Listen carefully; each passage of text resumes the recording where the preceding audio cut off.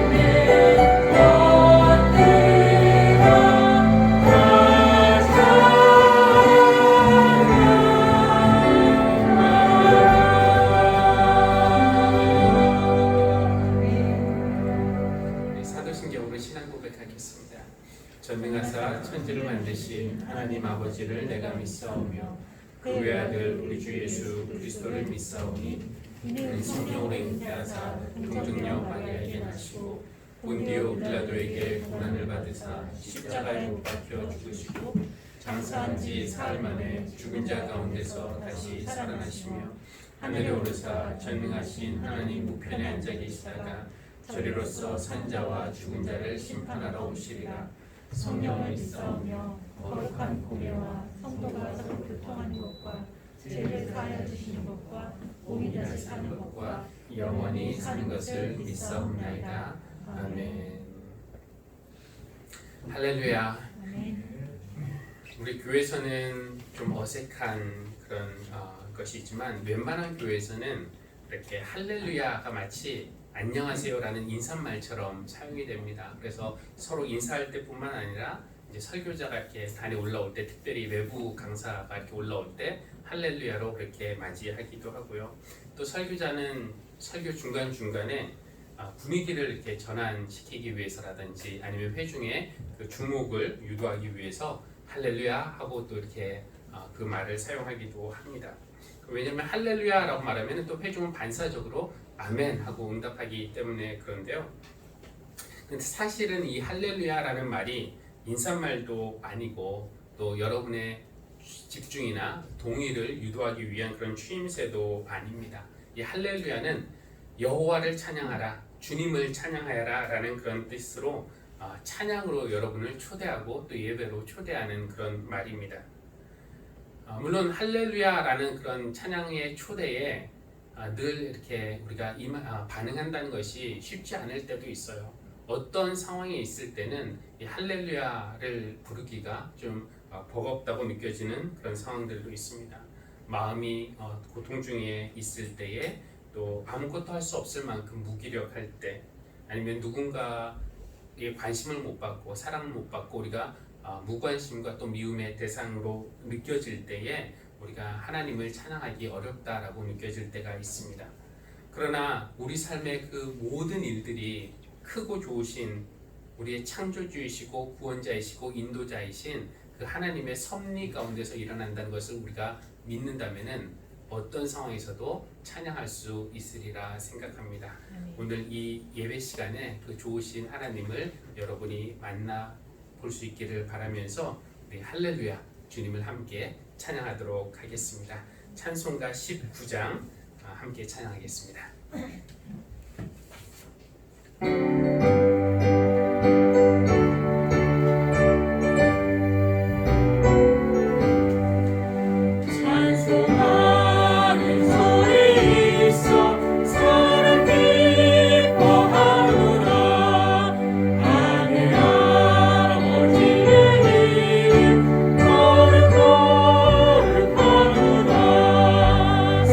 세상 사람 찬양하자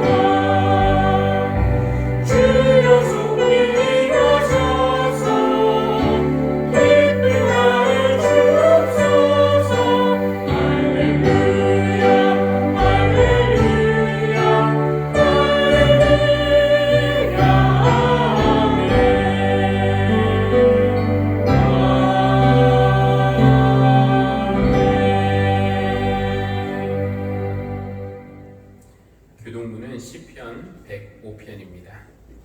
시편 105편. 시편 105편이 긴데 1절에서 6절, 16절에서 22절, 그리고 45절입니다. 교독을 하겠습니다. 너희는 주님께 감사하면서 그의 이름을 불러라. 그가 하신 일을 만민에게 알려라. 그에게 노래하면서 그를 찬양하면서 그가 이루신 놀라운 일들을 전하여라. 그의 거룩하신 이름을 찬양하여라. 주님을 찾는 이들은 기뻐하여라. 주님을 찾고 그의 능력을 힘써 사모하고 언제나 그의 얼굴을 찾아 예배하여라. 주님께서 이루신 놀라운 일을 기억하여라. 그 이적을 기억하고 내리신 판단을 생각하여라. 그의 종 아브라함의 자손아, 그가 택하신 야곱의 자손아. 그 뒤에 주님께서 그 땅에 기근을 불러들이시고 온갖 먹거리를 끊어버리셨다. 그런데 주님은 그들보다 앞서 한 사람을 보내셨으니 그는 종으로 팔린 물색이라. 사람들은 그 발에 착고를 채우고 그 목에는 쇠칼을 씌웠다. 마침내 그의 예언은 이루어졌다. 주님의 말씀은 그의 진실을 증명해 주었다.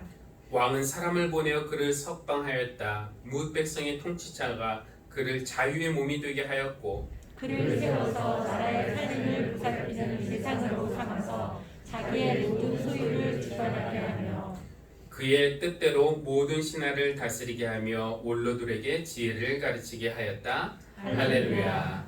아멘. 공동의 기도 한 목소리로 드리시겠습니다. 우리의 찬양을 받으시는 하나님 앞에 모인 성도들이 드리는 감사와 찬양의 예배를 기쁘게 받아주실 줄 믿습니다. 하나님을 찬양하라는 부르심에 응답하여 이 자리에 왔지만 찬양하기 힘든 상황에 처한 이들도 있습니다. 어떤 상황에서든지 하나님을 신뢰하며 찬양할 수 있는 믿음을 우리에게 허락해 주십시오. 홍수 피해를 입은 이웃들, 레바논 폭발 사고의 희생자들, 코로나19로 어려움을 겪는 이들, 또 다른 이유로 고통 중에 있는 형제자매들을 기억하시고 그들에게 주님의 위로와 평화를 내려주시길 기도합니다. 어려움 중에도 하나님을 신뢰할 때 독수리가 날개치며 올라가듯 새 힘을 얻게 해주십시오. 예수님의 이름으로 기도합니다. 아멘. 성경 봉독 시간입니다. 창세기 37장 박지은 사모가 그리고 또 마태복음 14장에서 김준민 권사님 봉독하겠습니다.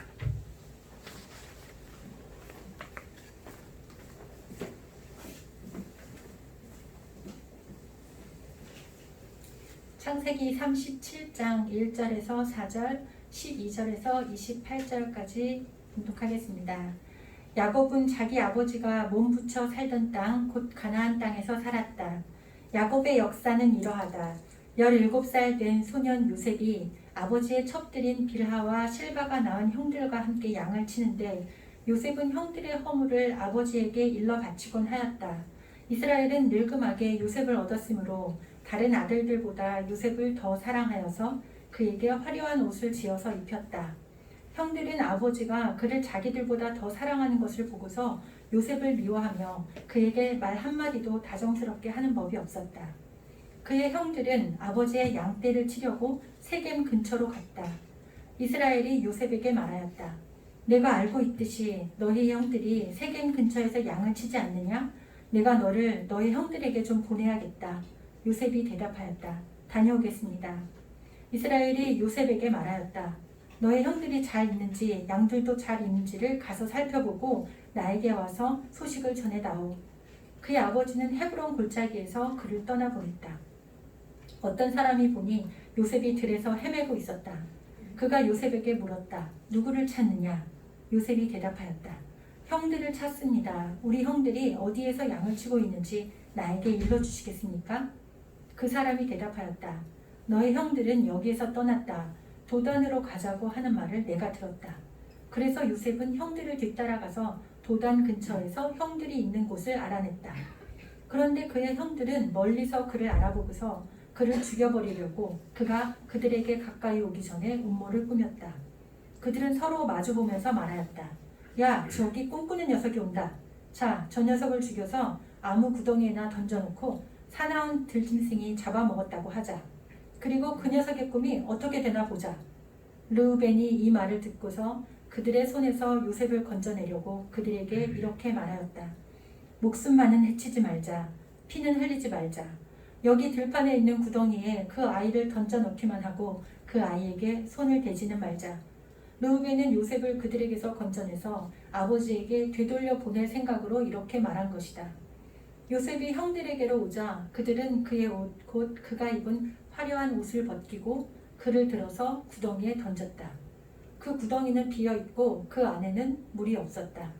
그들이 앉아서 밥을 먹고 있는데 고개를 들어보니 마침 이스마엘 상인 한 떼가 길르앗으로부터 오는 것이 눈에 띄었다. 납타에다 향품과 유향과 모략을 싣고 이집트로 내려가는 길이었다. 유다가 형제들에게 말하였다. 우리가 동생을 죽이고 그 아이의 피를 덮는다고 해서 우리가 얻는 것이 무엇이냐.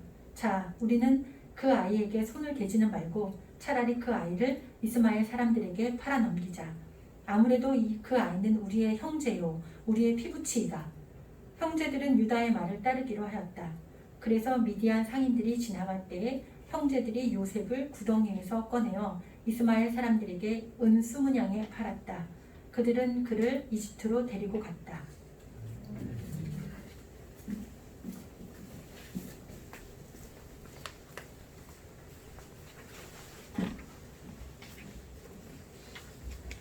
마태복음 14장 22절로 33절 말씀입니다. 예수께서는 곧 제자들을 재촉하여 배에 태워서 자기보다 먼저 건너편으로 가게 하시고 그동안에 무리를 헤쳐보내셨다. 무리를 헤쳐보내신 뒤에 예수께서는 따로 기도하시려고 산에 올라가셨다. 날이 이미 저물었을 때 예수께서는 홀로 거기에 계셨다. 제자들이 탄 배는 그 사이에 이미 육지에서 멀리 떨어져 있었는데 풍랑에 몹시 시달리고 있었다. 바람이 거슬러서 불어왔기 때문이다. 이른 새벽에 예수께서 바다 위로 걸어서 제자들에게로 가셨다. 제자들이 예수께서 바다 위로 걸어오시는 것을 보고 겁에 질려서 유령이다 하며 두려워서 소리를 질렀다. 예수께서 곧 그들에게 말씀하셨다. 안심하여라. 나다. 두려워하지 말아라.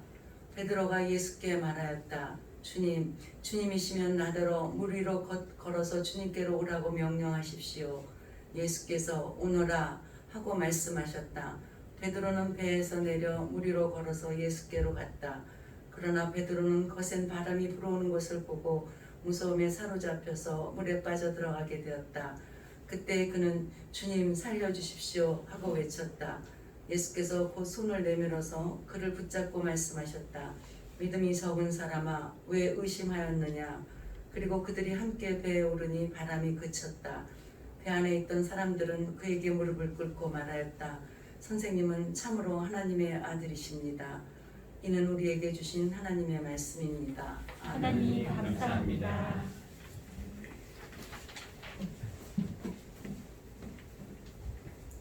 우리 함께 기도하겠습니다.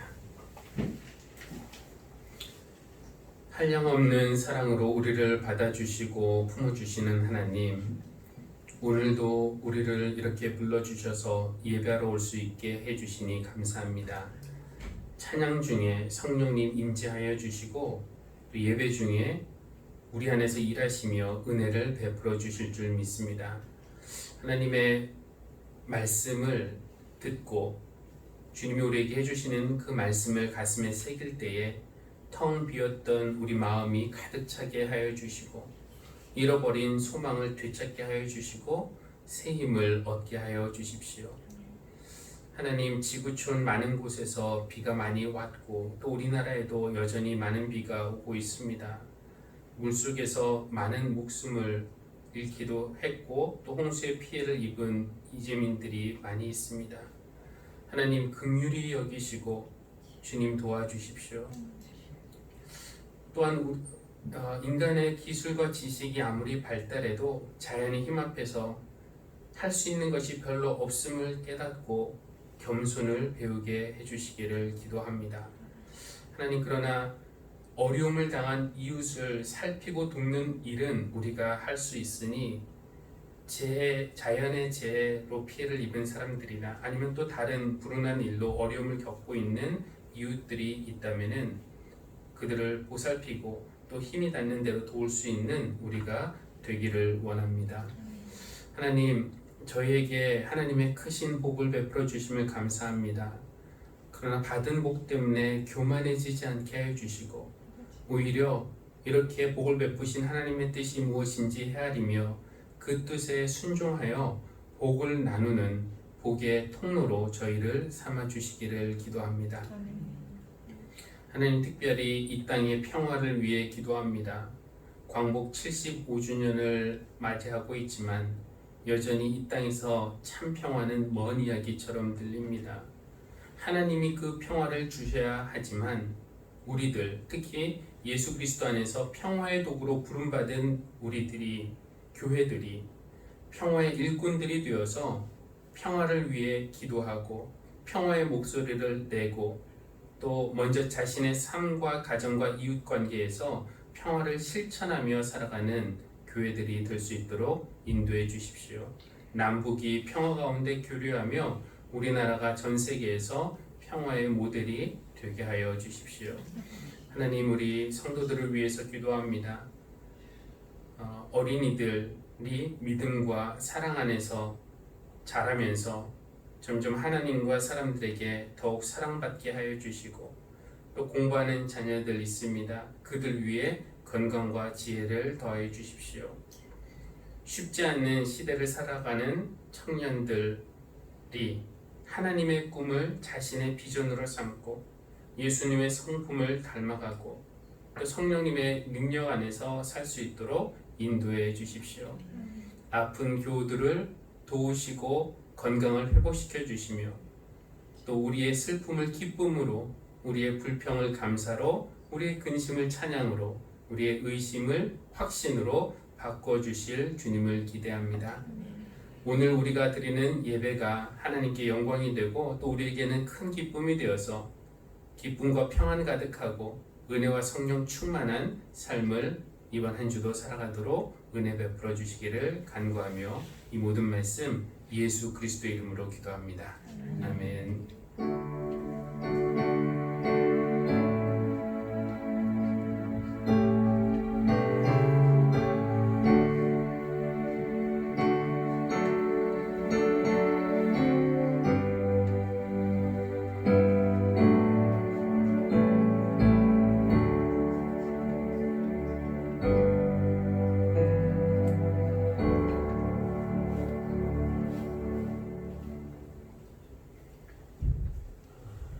요양원에 계시는 아버지를 방문한 어떤 목사님이 아버지에게 여쭈었습니다. 아버지 지내시기에 어떠세요?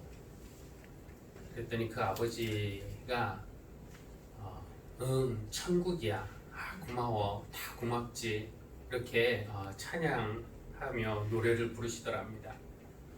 좀 의외였죠. 요양원에서 지내는 것이 어찌 천국과 같겠습니까? 우리가 고맙기는 또 얼마나 고맙겠습니까? 그런데 이 아버지 인생 막바지에 정말 하나님께 감사하며 찬양하는 그런 모습을 보고 이 아들 목사님은 무슨 생각을 했냐면은 시편이 150편까지 있는데 이 끝부분에 할렐루야라는 말이 집중적으로 몰려있다라는 생각을 했습니다.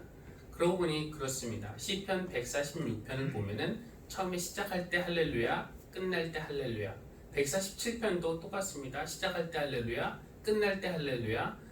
사실 150편까지 다 똑같아요. 전부 시작할 때는 할렐루야, 끝날 때도 할렐루야로 되어 있습니다.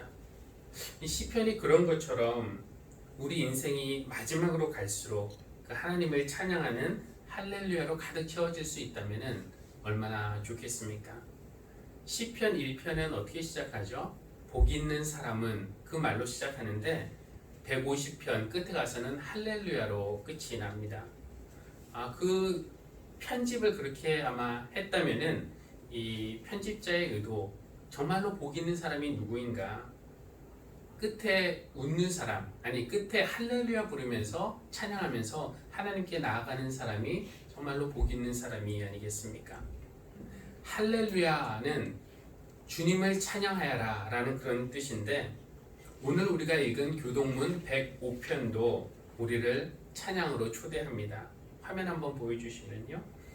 1절과 3절에서 너희는 주님께 감사하면서 그의 이름을 불러라. 그를 찬양하면서 그가 이루신 놀라운 일들을 전하여라. 그의 거룩하신 이름을 찬양하여라. 그리고 맨 마지막에 45절에 할렐루야라고 말하면서 이렇게 듣는 이들을 찬양으로 초대를 합니다. 그런데 오늘 우리에게 주어진 본문이 창세기 37장 요셉 이야기인데, 요셉이 구덩이에 던져지는, 또 감옥에 갇히는 건 읽지는 않았지만 요셉이 이렇게 구덩이에 던져지고 종으로 팔리는 그런 이야기, 그리고 마태복음 14장에서는 제자들이 풍랑을 만나서 죽게 되고 또 베드로가 물에 빠진 그런 이야기인데, 과연 그들은 그런 상황에서도 할렐루야 주님을 찬양하여라 라는 그 부름에 아멘 하면서 찬양할 수 있겠는가? 먼저 요셉의 이야기부터 여러분들이 한번 들어보시겠습니까? 어려서 아버지의 사랑을 독차지했을 때 이복 형들은 작업복 입고 뜨거운 태양 아래서 양떼를 치는데, 자기는 화려한 옷을 입고 아버지의 편애를 받으면서 집에서 편히 쉴 때, 그때는 하나님을 찬양할 수 있었겠죠. 또 자기가 묶은 곡식단은 우뚝 일어서고 형들의 단이 자기 단을 둘러서서 절을 할 때나, 아니면 해와 달과 별 11개가 자기를 향해서 절을 하는 꿈을 꾸었을 때는 이런 꿈 꾸고 할렐루야 주님을 찬양합니다 이렇게 말할 수 있었을 것입니다. 그런데 한두 명도 아니고 힘센 형들 여러 명의 손에 붙들려서 힘 한번 제대로 써보지 못하고 구덩이에 던져질 때, 그것도 형들이잖아요. 비록 이복형들이긴 해도 그래도 피를 나눈 형들인데 정말 무슨 영문인지도 모르고 형들에게 그런 일을 당할 때 어떻게 구덩이 속에서 하나님을 찬양할 수 있겠습니까? 장난이 심하지만 이게 장난이겠지 라는 생각도 했을 겁니다. 처음에는. 얼마 후 형들이 자기를 그 구덩이에서 다시 꺼내줄 때만 해도 그렇게 믿고 싶었을 겁니다. 그렇구나, 장난친 거였구나. 그런데 꺼내더니 벗겨진 옷을 돌려주면서 장난이었어 라고 말하는 것이 아니라 형들은 지나가던 상인들에게 자신을 건네주었습니다. 결박된 채 뒤를 돌아보는데 형들이 상인들에게서 은 20냥을 받는 것을 보는 순간 내가 종으로 팔리는 것이구나. 이것이 요셉이 원래 꿈꾸는 사람인데 이게 꿈이 아니라 현실이구나. 그리고 형들이 장난친 게 아니었구나 라는 것을 깨달았을 것입니다. 그런 상황에서 어떻게 할렐루야 부르며 주님께 찬양할 수 있겠습니까? 오늘 우리가 읽지는 않았지만 우리가 요셉의 그 이후의 이야기를 잘 알고 있습니다. 이집트로 넘겨진 요셉은 왕의 경호대장인 보디발의 그 집에 종으로 팔렸죠. 예전에 꿈꿨던 것처럼 앞으로 형들이 자기가 지금 종으로 팔렸는 신세인데 앞으로 형들이 자기한테 엎드려 절할 그런 가능성은 이제 없겠죠. 또 아버지처럼 큰 가문을 거느리는 족장이 될 가능성은 이제 희박해졌습니다. 그래도 어쩔 수 없는 일, 주어진 상황에서 또 최선을 다하면서 살아나 보면은 또 새로운 삶의 기회가 열리지 않겠습니까? 그런 마음으로 성실히 일하다 보니까 금세 주인의 눈에 들어왔고 어느새 신임을 얻은 요셉은 그 집안의 중요한 일을 다 맡아서 관리하는 그런 관리자가 되었습니다. 이쯤에서 요셉의 꿈이 한 단계 다운그레이드 되는데요. 그러니까 꿈이 점점 커지는 것이 아니라 점점 작아지는 것이죠. 어렸을 때 아버지의 사랑 속에서 자라면서 다른 곡식단들이 자기한테 절하는 꿈, 하늘의 해와 달과 별들이 자기에게 절하는 꿈을 꿀 때만 해도 내가 최소한 부유하고 존경받는 족장이 되는 것, 이것은 보장된 것처럼 느껴졌겠지만 이제는 이제 그런 거는 불가능하더라도 최소한 여기에 지금 안정된 직장이 있는 거잖아요. 안정된 직장이 있으니까 앞으로 작은 가정 꾸리면서 사는 것, 이것이 첫 번째 꿈보다는 훨씬 못하지만 이것도 아주 나쁜 것은 아니었다고 생각했습니다. 그런데 이쯤 되면 하나님을 찬양할 수 있겠다 싶었던 바로 그때에 기가 막힌 일이 일어나게 되죠. 보디발의 부인이 용모가 뛰어난 요셉을 마음에 두고 그를 유혹하기 시작하는 것입니다.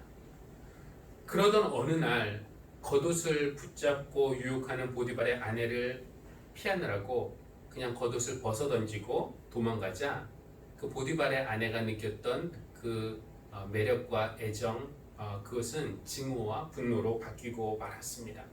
그래서 겉옷을 증거로 제시하면서 요셉이 자기를 겁탈하려고 했다고 주장했고 누명을 쓴 요셉은 감옥에 갇히게 되었습니다. 큰 인물은 못 돼도 정말 안정적인 직업 갖고 살 줄은 알았는데 이제 그 소박한 꿈도 감옥으로 들어가면서 깨지고 말았습니다. 감옥에 들어가는 상황에서 어떻게 할렐루야를 부르며 주님을 찬양할 수 있겠습니까? 그러다가 감옥에서도 또 요셉에게 희망이 될 만한 그런 일이 생겼습니다. 바로의 신하들의 꿈을 잘 해몽해 준 이유로 자유를 얻을 수 있는 그런 기회가 생긴 것입니다. 이제 그 요셉의 해몽 덕분에 복직한 술 시종장이 왕에게 요셉에 대해서 잘 말해줘서 누명만 벗겨주면은 감옥에서 이제 나갈 수 있었을 겁니다. 요셉에게는 다시 한번 그의 꿈이 작아지는데요. 비록 어렸을 때 아버지 사랑받으면서 자랄 때 꾸었던 꿈, 존경받고 부유한 족장이 되는 것, 그런 것은 포기하더라도 보디발의 집에서 꾸었던 꿈, 안정된 직업 갖고 또 나의 가정 꾸리면서 사는 것, 그렇게까지는 못하더라도 최소한 이제는 그래도 내가 자유인으로 살 수는 있겠다 싶었을 겁니다. 그 정도라도 만족하고 하나님께 감사하며 할렐루야를 부를 수 있을 것 같았는데 그만 연락을 잊어버린 그 술시종장 때문에 요셉은 자유인으로 살고 싶다는 그 꿈마저도 이제 포기하고 감옥에서 썩게 되었습니다. 물론 여기까지가 그의 이야기의 끝은 아닙니다. 그러나 지금 여기까지의 요셉의 삶을 볼 때 삶의 어떤 중요한 순간마다 요셉은 한 단계씩 발전하고 올라가는 것이 아니라 중요한 순간마다 한 단계씩 떨어지는, 꼭 물속에 빠지는 그런 느낌이었을 것입니다. 처음에는 많은 것을 가지고 시작을 했는데 살다 보니까 가지고 있던 것 어느새 하나둘씩 없어지고 그동안 이룬 것은 하나도 없고 소망도 다 사라진 상황, 그런 상황에서 요셉은 하나님을 찬양하기 어려웠을 것입니다. 요셉의 아버지 야곱은 그 형이 죽이려는 그 계획을 피해서 도망갔을 때 하나님이 베델에서 나타나셔서 내가 너와 함께하겠다 이렇게 약속해 주셨는데, 또 야복 강가에서 야곱에게 나타나셔서 씨름을 하셨지만 또 그에게 복을 베풀어 주셨는데 그 하나님은 지금 어디에 계시는 겁니까? 어디 숨어 계시는 것입니까? 이 하나님이 아버지에게 그렇게 나타나셨다면 자기에게도 좀 나타나셔서 이럴 때 좀 도와주셔야 하는 거 아닙니까? 그러나 요셉이 구덩이에 던져졌을 때에도 하나님 나타나지 않으셨고, 종으로 팔려갔을 때에도 하나님 나타나지 않으셨고, 누명 쓰고 감옥에 들어갈 때도 하나님 나타나지 않으시니까 요셉이 그런 하나님을 어떻게 찬양할 수 있겠습니까? 오늘 우리가 교동문으로 읽은 시편 105편은 간략하게나마 이 요셉의 삶을 해설해 줍니다. 그러니까 창세기의 그 본문은 요셉의 이야기를 우리에게 그냥 들려줘요. 그러나 시편은 그의 삶에 대한 해설이라고 할 수 있는데 이렇게 설명합니다. 화면 보여주십시오. 그 뒤에 주님께서 그 땅에 기근을 불러들이시고 온갖 먹거리를 끊어버리셨다. 그런데 주님은 그들보다 앞서 한 사람을 보내셨으니 그는 종으로 팔린 요셉이다. 그 땅에 기근을 불러들이신 분도 하나님이십니다. 그 백성을 기근으로부터 살리실 계획을 미리 세워놓으신 분도 하나님이십니다. 하나님의 계획은 그들보다 앞서 한 사람을 먼저 이집트로 보내는 것이었습니다. 근데 그가 누구였는가? 바로 요셉이었어요. 이 해설에 따르면은 요셉을 이집트로 먼저 보내신 분은 하나님이셨던 겁니다.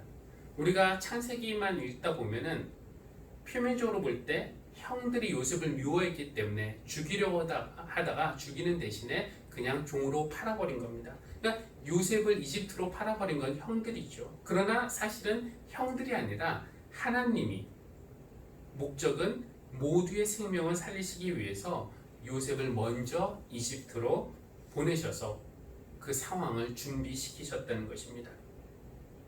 다음 화면을 보시면은 이제 18절부터는 또 이렇게 말합니다. 사람들은 그 발에 착고를 채우고 그 목에는 쇠칼을 씌웠다. 마침내 그의 예언은 이루어졌다. 꿈이 이루어졌다는 것이죠. 왕은 사람을 보내서 그를 석방하였다. 요셉에게 자유를 줬다는 겁니다. 발에 착고를 채우고 목에 쇠칼을 씌운 것이 요셉이 아마 감옥에 갇혔을 때를 묘사하는 것 같은데, 여러분 발에 착고를 채우고 목에 쇠칼을 씌우고 그런 상황에서 어떻게 하나님을 찬양할 수 있었겠습니까?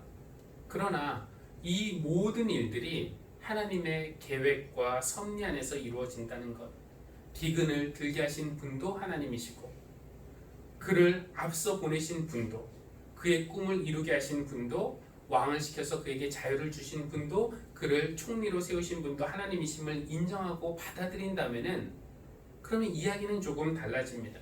그러니까 우리 삶을 단면적으로 볼 때는 매 순간 감사하면서 찬양하기가 어렵습니다. 그러나 결국 모든 일들을 이루어 가시는 분이 하나님이시라는 것을 믿고 하나님이 모든 것을 협력하여 선으로 마무리하실 것이라는 것을 믿는다면은 우리는 주님을 찬양하여라 할렐루야라는 그런 부르심에 아멘 하면서 응답하면서 하나님을 찬양할 수 있을 것입니다. 비록 지금 이 상황이 내 눈에는 찬양할 만한 상황은 아니어도 말이죠. 마태복음 말씀을 잠깐 살펴보면은 지금 예수님은 그 오병이어 사건 기적 이후에 따로 기도하시기 위해서 산에 올라가셨고 제자들만 배에 태워서 갈릴리 바다를 건너게 하셨습니다. 그런데 바다 한가운데서 풍랑을 만나게 돼요. 제자들이 죽게 되었다고 생각한 이른 새벽에 예수님이 물 위를 걸어서 제자들에게 오셨습니다. 그러면서 제자들을 안심시키세요. 유령이다라고 제자들이 그러니까 안심하여라, 나다, 두려워하지 말아라. 이 같은 이야기가 오늘 마태복음 읽었지만 마가복음에도 나오고 또 요한복음에도 나옵니다. 그런데 마태복음에만 나오는 그런 부분이 있습니다. 다른 복음서를 보면은 주님이 새벽에 물 위를 걸어서 오신 다음에 제자들을 안심시키시고 다음에 배에 타시면서 풍랑을 잔잔하게 하시는 그런 이야기로 그렇게 끝나지만 마태복음에는 중간에 조금 특별한 내용이 나와요. 다른 복음서에 나오지 않는 그 특별한 내용이 뭐냐면은 예수님이 제자들에게 나다, 안심하여라, 두려워하지 말아라 이렇게 말씀하시니까 베드로가 이제 말을 하는데요. 주님이시면 나더러 물 위를 걸어서 주님께로 오라고 명령하십시오 라고 말합니다. 주님이시면 나더러 물 위를 걸어서 주님께로 오라고 명령하십시오. 이것이 무슨 말입니까? 생각해보면은 정상적인 그런 말은 아닌 것 같아요. 그러니까 베드로가 좀 엉뚱한 데가 있어 보입니다. 우리 같으면 어떻게 했을까요? 주님이시면은 빨리 오셔서 이 풍랑을 좀 멈춰 주십시오. 주님 빨리 오셔서 우리를 좀 도와주십시오 라고 해야 할 것 같은데 베드로는 주님이시면은 나더러 명해서 물 위를 걸어서 주님께로 걸어오라고 명령해 주십시오. 근데 주님도 좀 엉뚱하십니다. 좀 안전한 주님이시라면은 아서라, 여기는 위험하다, 내가 거기로 갈 테니까 거기에 잘 있어라 이렇게 하셔야 할 것 같은데 주님은 오너라 이렇게 말씀을 하십니다. 그렇게 예수님은 베드로를 배 밖으로 불러내신 것입니다. 그래서 베드로는 배에서 조금은 더 안전한 배에서 나와서 물 위를 걸어서 예수님께로 걸어갔어요. 어느 정도는 물론 가다가 물에 빠졌습니다. 그러나 예수님은 손을 내밀어서 베드로를 구원해 주셨습니다. 저는 여기서 요셉과 베드로의 비슷한 점을 하나 발견하게 되는데요. 베드로가 그 배에서 나오지 않았더라면은 베드로는 조금은 더 안전했을 것입니다. 그렇죠? 그러나 배에서 나오지 않았다면은 베드로는 물 위를 걸어보는, 주님의 말씀을 의지해서 물 위를 걸어보는 테스트를 해보지 못했을 것이고, 따라서 자신의 그 믿음이 어느 정도인지 몰랐을 것이고, 또 예수님의 구원의 능력이 어떤지 잘 몰랐을 겁니다. 배에서 나왔기 때문에 나는 물에 빠질 수밖에 없는 연약한 사람이구나 라는 것을, 자신의 연약함을 알게 되었고, 동시에 주님의 구원하시는 능력을 직접 경험하게 된 것입니다. 물론 그 과정에서 물에 빠지는 그런 위험한 순간을 경험하기도 했지만, 그것은 주님의 구원의 손길을 경험하기 위한 필수 조건이었어요. 그러니까 베드로가 물에 빠지는 순간에는 하나님을 찬양하기 어렵지만, 그런 시련을 통해서 하나님의 구원의 능력과 사랑을 경험하게 된 다음에는 또 이런 일이 생기면은, 그때는 또 하나님을 찬양하는 것이 좀 더 쉽지 않았을까요? 요셉도 마찬가지입니다. 아버지의 집이 배의 역할을 했다고 볼 수가 있어요. 배의 역할을 했던 아버지의 집에서 만약에 요셉이 나오지 않았다면은, 그는 아마 그 아버지 밑에서 자기밖에 모르는 철부지로 남았을 것입니다. 하나님이 요셉에게 꿈들을 주시긴 했지만, 그때의 요셉은 그 꿈을 감당할 그릇은 되지 못했습니다.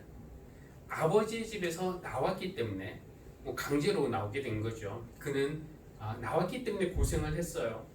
형들의 손에 의해서 구덩이에 던져지는 경험을 했고, 상인들에게 노예로 팔리는 그런 경험을 했고, 또 아버지와 생이별하는 아픔, 낯선 땅에서 종으로 외롭게 살아야 하는 괴로움, 누명을 쓰고 감옥에 갇히는 시련.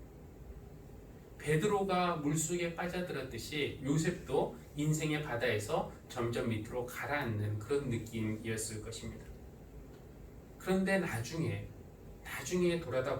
돌아보니까 자기가 경험했던 형들에게 미움받고 노예로 팔리고 종으로 고생하고 감옥에 갇히고 이런 모든 것들이 하나님의 징벌이 아니라, 아니면 내가 워낙 불운한 사람이어서 그런 것이 아니라, 요셉을 큰 그릇으로 빚으시고 그를 통해서 많은 생명을 살리시려는 하나님의 섭리와 계획 안에서 이루어진 사건들이라는 것을 깨달았습니다.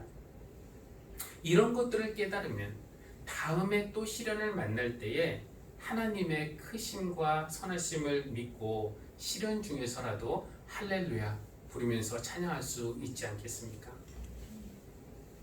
할렐루야. 교우 여러분, 주님을 찬양하십시오. 아멘. 구덩이에 던져질 때나 감옥에 갇힐 때, 아니면 풍랑을 만날 때나 물속에 빠질 때는 하나님을 찬양하기 어렵습니다.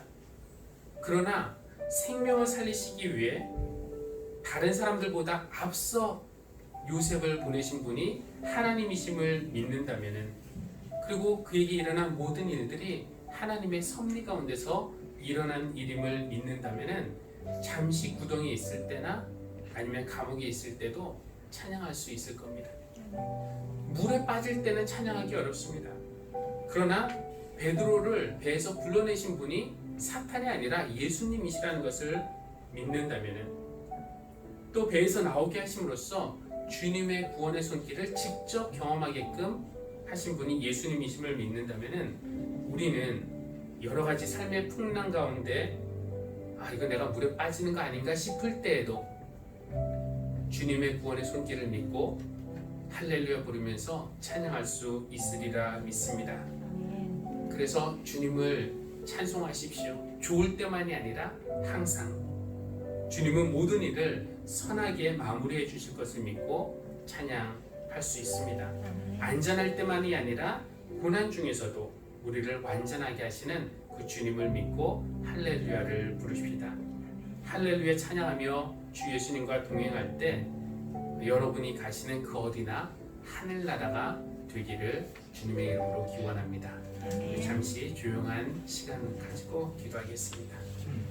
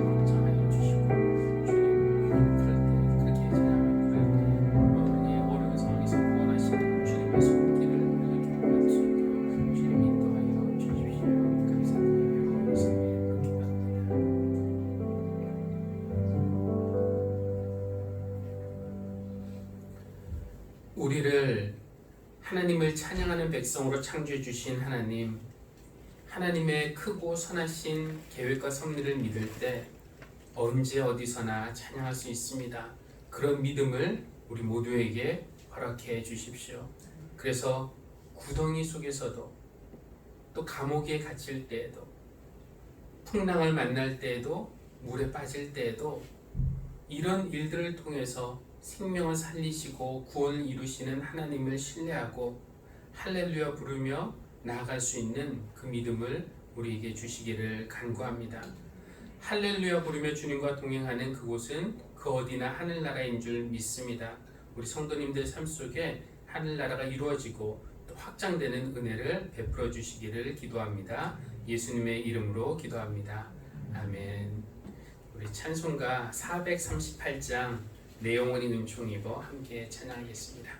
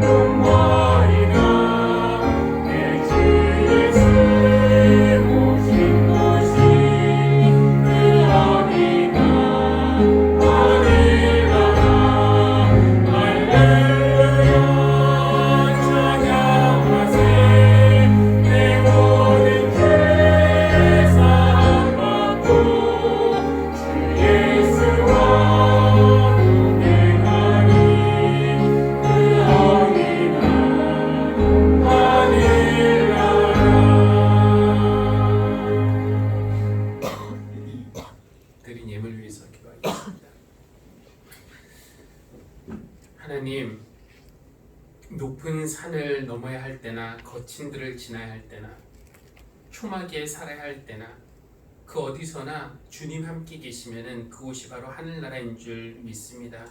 어느 순간에도 우리가 할렐루야 찬양하며 나갈 수 있는 믿음 잃지 않도록 저희에게 은혜를 베풀어 주시기를 간구합니다. 하나님이 늘 우리와 동행하심을 믿고 감사하는 마음으로 이 예물을 주님 앞에 올려드립니다.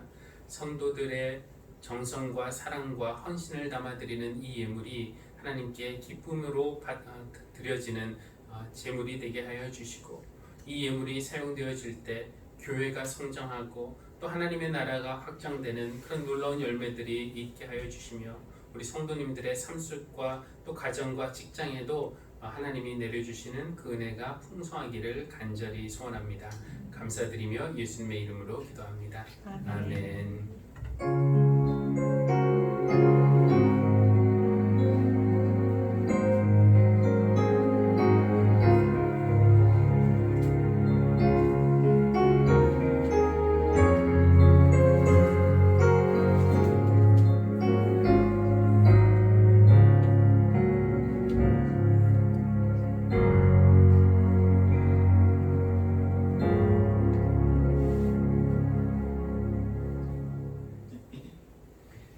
교회 소식 알려드리겠습니다.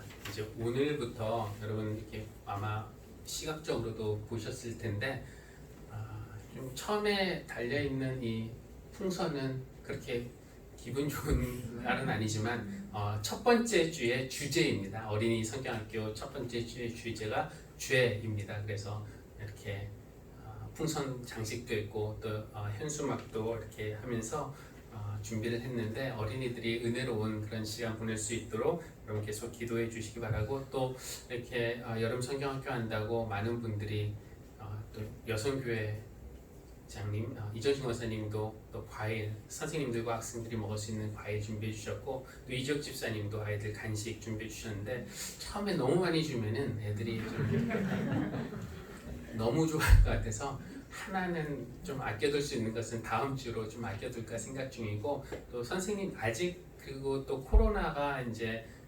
교회에서 또 발생한다는 그런 뉴스들이 있어서 음식을 먹을 때는 이게 금지 사항은 아니고 자제 사항인데 선생님들이 좀 주의를 해주셔서 좀 떨어져서 개인적으로 먹고 주의할 수 있도록 그렇게 신경을 써주시기를 바라겠습니다.